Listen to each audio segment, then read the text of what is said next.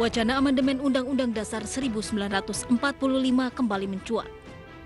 Selain pertemuan Ketua MPR Bambang Susatyo dengan Presiden Jokowi beberapa hari sebelum peringatan Hari Kemerdekaan, pidato politikus Partai Golkar tersebut dalam Hari Konstitusi seakan memberi sinyal amandemen. Undang-Undang Dasar Negara Republik Indonesia tahun 1945 memang bukanlah kitab suci.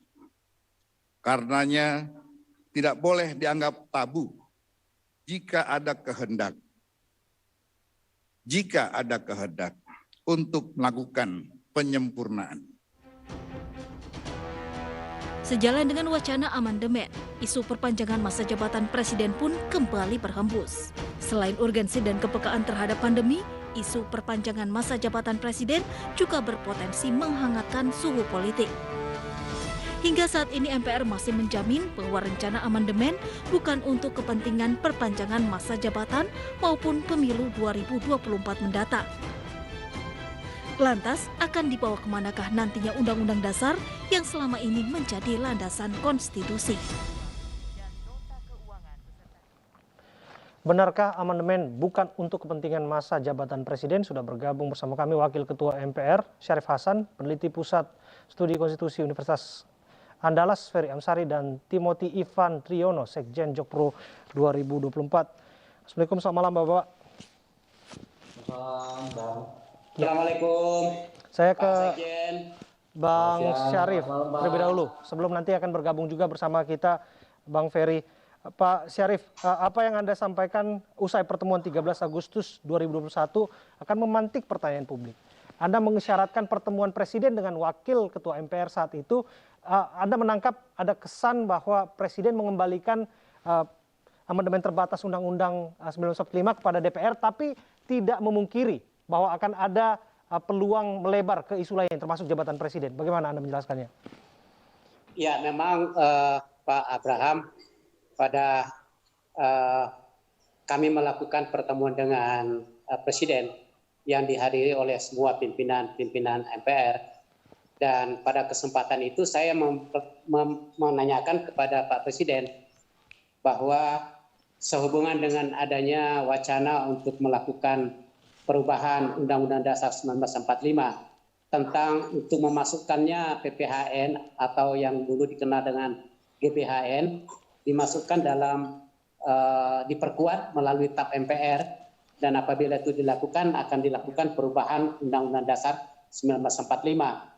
Dan MPR saat ini sekali lagi masih sedang melakukan pembahasan karena kalau itu dilakukan maka akan merubah sistem ketatanegaraan negara kita. Nah, pada saat itu oleh Ketua MPR memang menjelaskan bahwa perubahan ini tidak akan berpengaruh kepada hal-hal yang lain, tetapi saya mempertanyakan kepada Bapak Presiden bahwa Bapak Presiden kalau ini dilanjutkan maka dapat dipastikan akan terdapat jalan untuk menjadi kotak Pandora di mana beberapa orang ataupun kelompok ataupun siapapun yang menginginkan agar ini akan melebar kemana-mana. Melebar antara lain, pertama saya sampaikan kepada Bapak Presiden, fungsi dan tugas daripada DPD juga tentunya minta dipersamakan dengan DPR. Yang kedua adalah masa jabatan Presiden. Ada yang meminta bisa 3 periode, ada yang bisa juga waktu periodisasi masa waktu bisa juga diusulkan menjadi 8 tahun ataupun tiga periode 5 tahun. Mohon maaf saya potong. Ataupun 3. Ya. Dari apa yang Anda sampaikan kepada Presiden, kan kalau kita tangkap apa yang disampaikan Presiden kepada publik, beliau tidak mengingini perpanjangan masa jabatannya. Tapi ketika pembicaraan itu dilakukan dengan Wakil Ketua MPR, apa yang disampaikan secara tegas? Beliau mengatakan, saya menyadari bahwa kalau itu dilakukan akan menjadi kotak Pandora dan banyak dia khawatir, Presiden khawatir akan menjadi akan melebar sehingga Presiden menyerahkan sepenuhnya kepada MPR untuk membahasnya dan Presiden jangan diikut-ikutkan di dalam di dalam wacana tersebut. Artinya normatif ya? Jadi, artinya normatif ya, Bang Syarif ya? Ya. Oke. Artinya dalam hal ini Presiden tidak mengatakan setuju dan juga tidak mengatakan tidak setuju karena itu adalah domain dari MPR ditambahkan dengan domain dari ketua-ketua umum partai. Baik, sampai di sana. Oke. Nah, sampai di sana kita sudah dapat poinnya. Kita berbagi waktu sedikit, Bang Syarif, bahwa Anda sebutkan tadi Presiden jawabannya normatif, tidak mengatakan setuju, tidak mengatakan tidak juga, tapi dikembalikan kepada DPR. Tapi kan kalau yang disampaikan ke publik ini menolak masa perpanjangan jabatan. Ini berbeda dengan apa yang diutarakan, digaungkan oleh Timothy dan kawan-kawan.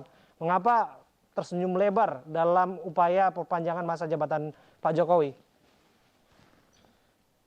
Ya, kalau saya melihat Pak Jokowi itu bukan normatif ya. Artinya yang disampaikan Pak Jokowi itu sudah benar, sudah tepat. Memang kami pun dari Jokpro tidak pernah membawa-bawa Pak Jokowi. Kami selalu sampaikan bahwa Jokpro 2024 itu dakwahnya selalu kepada masyarakat.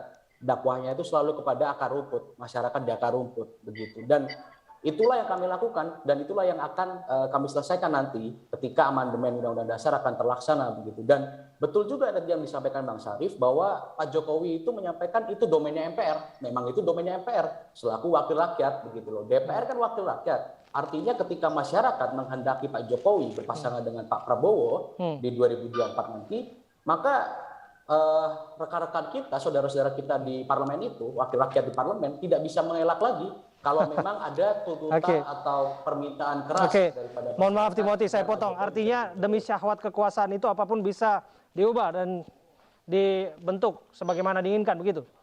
Bukan demi syahwat kekuasaan, Bang. Artinya Jokpro sendiri untuk persatuan Indonesia dan mencegah polarisasi ekstrim. Tidak ada kaitannya kami untuk Pak Jokowi 3 periode. Dan diingat bahwa Jokowi ini berbeda sekali dengan apa yang disampaikan Pak Kodari.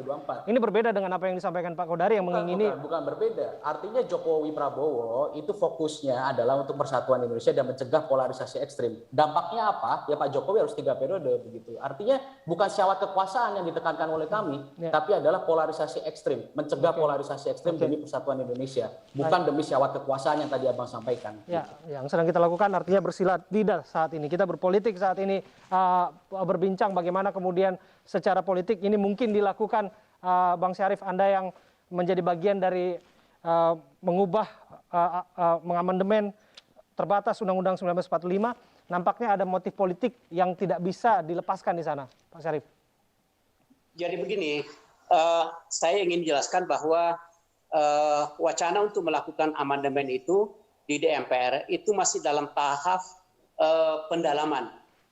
Mengapa kita lakukan pendalaman? Ya karena kita menginginkan semua stakeholder memberikan pandangan dan saran tentang wacana amandemen khusus untuk PHPN, bukan yang lain-lain. Jadi yang dibahas itu adalah bagaimana PPHN itu dimasukkan ke dalam undang-undang konstitusi kita. Nah, adapun menyangkut masalah yang lain itu tidak kami bahas karena itu belum ada belum ada asupan masuk bahwa ada yang menginginkan 3 periode, ada yang menginginkan perpanjangan masa periode, itu kan hanya isu-isu yang berada di media. Tetapi yang jelas ingin saya sampaikan, MPR tidak membahas apapun kecuali garis-garis besar haluan negara atau PPHN. Nah itu pun masih dalam tahap pembahasan. Belum ada keputusan apapun yang dilakukan oleh MPR karena kami sudah memberikan suatu keputusan bahwa kita harus melakukan pendalaman yang lebih komprehensif. Dan untuk itu kita akan melibatkan semua masyarakat. Jadi masih terlalu jauh kalau kita mengatakan akan ada perubahan. Ini masih pembahasan. Belum sampai kepada kesimpulan apapun. Saya akan menyapa Bang Ferry Amsari yang sudah bergabung bersama kita. Selamat malam, Bang Ferry. Malam, Mas. Iya, Bang Ferry. Saya memulai dengan istilah Minangkabau, di mana raso jupareso. Ada motif syahwat kekuasaan di balik upaya untuk mengamandemen terbatas Undang-Undang 1945 yang kaitannya dengan masa jabatan presiden. Bagaimana Anda menilainya? Ya, saya pikir itu istilah Minangkabau itu perlu didengar oleh pimpinan MPR dan anggota, di mana rasa dan perasaan ya. Di saat pandemi kemudian bicara soal penambahan kewenangan, mestinya MPR berupaya untuk memastikan upaya penanggulangan bencana pandemi ini betul-betul terlaksana dengan baik. Apakah kerja-kerja pemerintah sudah benar ya di dalam upaya penanggulangan pandemi ini? Bagi saya aneh saja ada lembaga yang merupakan forum bertemunya dua lembaga parlemen, DPR dan DPD, bicara penambahan kewenangan. Padahal dia hanya forum saja, bertemu DPR dan MPR. Penambahan kewenangan mereka tidaklah urgensi sama sekali. Kalau bicara kemudian kesinambungan pembangunan, program kerja pemerintahan satu dan pemerintahan berikutnya, kita sudah ada Undang-Undang 25 2004 tentang sistem perencanaan pembangunan nasional. Kenapa tidak undang-undang ini saja yang diawasi apakah berlangsung atau tidak? Celakanya lagi, ini dibahas ketika orang sedang susah, sedang menderita, sedang membutuhkan bantuan, uluran, ya, terancam nyawanya dan segala macam. Kok tiba-tiba MPR bicara tambah dong kewenangan kami? Apakah kemudian penambahan kewenangan MPR itu diperlukan secara ketatanegaraan? Faktanya tidak, gitu ya. Dan bagi saya ini sebenarnya bicara kesempatan politik saja. Ya.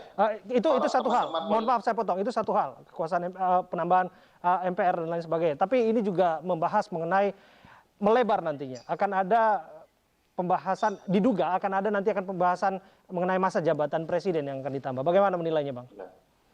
Ya, trikinya pasal 37 Undang-Undang Dasar itu memang ada pembatasan soal usulan. Sepanjang usulan itu ditulis dan kemudian dijelaskan alasan-alasan perubahan, memang terkesan ya bahwa kan ada pembatasan pembahasan. Apalagi di tatip ada berbagai ruang untuk pembicaraan usulan-usulan itu. Yang jelas setelah 237 setuju, itu belum tuntas usulan itu selesai. Masih ada tahapan-tahapan pembahasan berdasarkan tatip MPR. Di sanalah masuk dan melebarnya kemudian usulan itu kemana-mana. Apalagi harus diingat ketika membahas soal PPHN atau GBHN nama baru ini, sebenarnya kan meletakkan MPR sebagai lembaga yang lebih tinggi dari lembaga negara lainnya. Kenapa? Karena PPHN itu harus dijalankan oleh lembaga-lembaga lain. Dengan demikian, begitu menambah kewenangan MPR dengan PPHN yang baru itu, mau tidak mau juga akan bicara konsekuensinya kepada lembaga negara lain.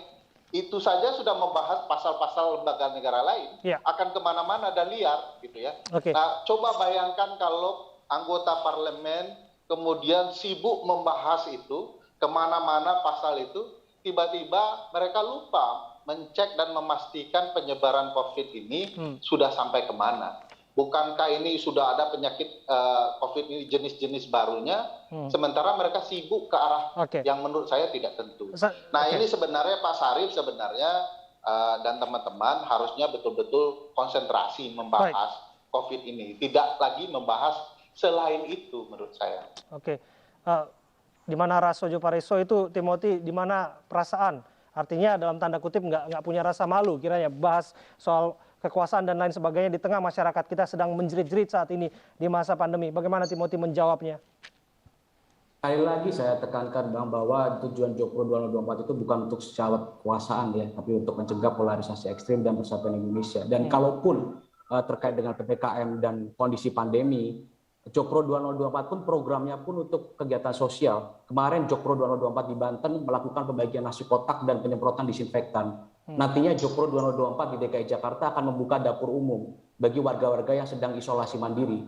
Artinya Jokpro sadar betul dengan kondisi saat ini dan Jokpro pun mengkritik pemerintah dengan penerapan PPKM-nya. Kami melihat bahwa masyarakat saat kami berkunjung di Banten pun masyarakat komplain soal bantuan sosial yang tidak merata. Mohon maaf, Timothy, saya potong. Agak paradoks ini apa yang Anda sampaikan. Anda mengkritik pemerintah, artinya Anda kurang puas dengan apa yang dilakukan pemerintah. Di sisi lain, Pak Jokowi adalah pimpinan administratif tertinggi negara. Anda mendukungnya untuk kemudian maju kembali di 2024. Bagaimana nalar ini bisa diterima dengan baik? Ya, nalarnya sebenarnya itu semakin membuktikan bahwa Jokpro 2024 itu bukan pendukung Jokowi yang pakai kacamata kuda. Kami juga melihat dan menyadari betul bahwa pemerintahan saat ini juga ada kekurangannya. Tapi kami juga bersyukur bahwa Indonesia diberikan Pak Jokowi gitu sebagai kepala negara. Kami tidak tutup mata kok bahwa masih ada kekurangan di sana sini. Tapi kami menyadari betul bahwa untuk 2024 nanti untuk mencegah polarisasi ekstrim solusinya adalah Oke, sudah senyum-senyum itu Bang Ferry. Tapi terakhir kita harus ke Pak Syarif. Singkat saja Pak Syarif, apa yang ingin Anda sampaikan, memastikan bahwa semuanya tujuannya jelas di sini. Pokok-pokok haluan negara, bukan pokok-pokok haluan masa jabatan Presiden ataupun DPR MPR yang disebutkan diuntungkan juga di sana. Ya, saya berterima kasih kepada Pak Amsari. Apa yang disampaikan Pak Amsari itu adalah totally benar. Dan itu adalah sebenarnya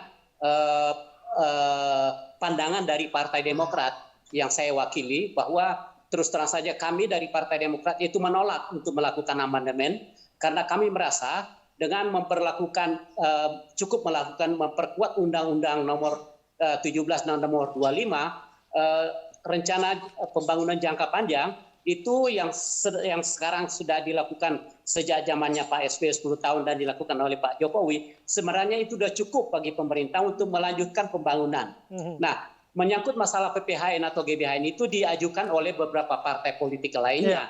Dan ingin saya jelaskan, Pak Amsari, bahwa di MPR ini ada 9 fraksi, ditambah dengan DPD 1, dan itu terpecah terus terang saja. Artinya akan ada proses politik yang terus berjalan di sana ya? Menolak. Baik. Partai Demokrat menolak. Baik. Sikap itu sudah disampaikan. Dan terus terang saja kami akan berjuang. Terima kasih. Baik, terima kasih Kami Bapak. akan berjuang agar ini belum saatnya untuk melakukan Oke, kita akan lihat nanti. Saya setuju tidak tepat untuk melakukan amandemen. Baik. Dan untuk itulah kami mengatakan ya kita harus bahas dulu secara komprehensif. Baik, terima kasih Bang Syarif. Poin Anda sudah kami tangkap dengan jelas. Terima kasih Bang Ferry Amsari, terima kasih Timothy sudah hadir bersama kami dalam dialog pada malam hari ini. Gubernur dan Wakil Gubernur Sumatera Barat menghibahkan mobil dinas baru mereka untuk penanganan COVID-19. Kami kembali untuk Anda saat lagi.